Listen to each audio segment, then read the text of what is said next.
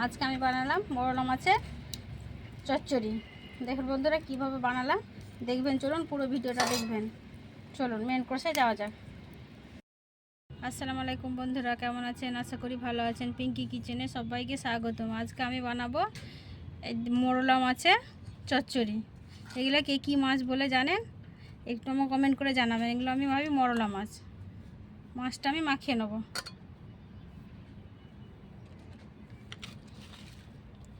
তার জন্য পেঁয়াজ কুচি, লঙ্কা কুচো,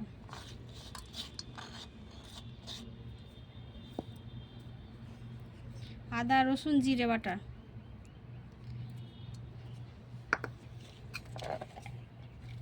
হলুদ গুঁড়ো, লঙ্কা গুঁড়ো, ভাজা ধনে গুঁড়ো,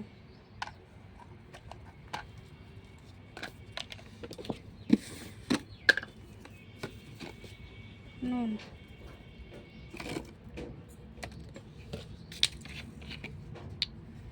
সরষের তেল,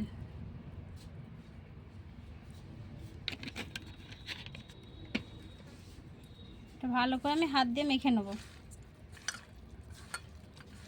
কেউ যদি ইউটিউব থেকে দেখে থাকেন অবশ্যই সাবস্ক্রাইব করবেন। যদি ফেসবুক থেকে দেখে থাকেন তাহলে লাইক দিয়ে পেজটাকে ফলো করবেন।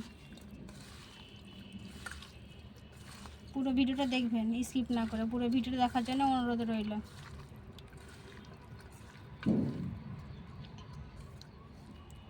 ভালো করে মাছটা আমি মাখিয়ে নিলাম। আর 5 মিনিটের জন্য ঢাকা দিয়ে দেবো। তারপর নুনটা জেলে নেব। নুনটা জেলে নিয়েছি, কড়াটা বসিয়ে দেবো।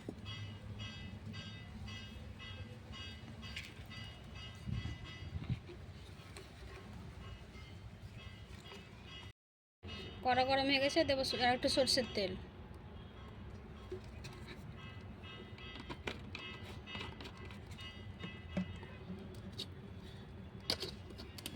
এবার ঢাকাটা উঠিয়ে দিয়ে ঢাকাটা উঠিয়ে দিয়ে আবার মাছটা আমি ওই কড়ার মধ্যে দিয়ে দেবো।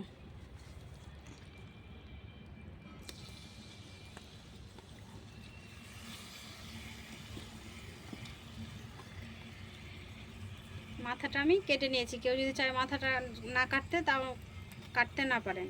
আমি মাথাটা কেটে নিয়েছি। এই বাটির ধোয়া একটু পানিটা দিয়ে দেবো। বাটি ধোয়া পানিটা দিয়ে দেবো।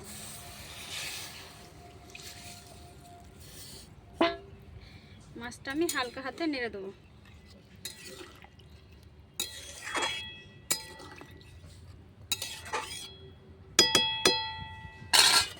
এবার ঢাকা দিয়ে দেবো সেদ্ধ হওয়ার জন্য।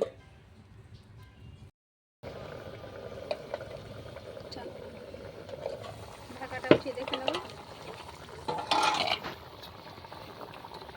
হালকা করে একবার নেড়ে দেবো।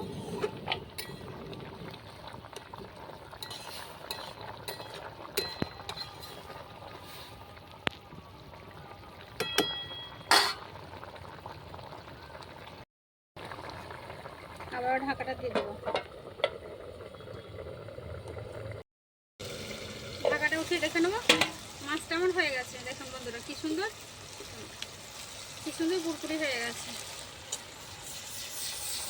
মাছের চচ্চড়িটা আমি নামিয়ে নেবো।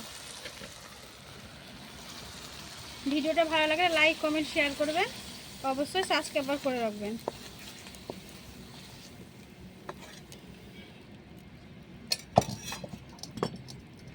দেখেন মাছের চচ্চড়িটা কি সুন্দর হয়েছে, মরলা মাছের চচ্চড়ি।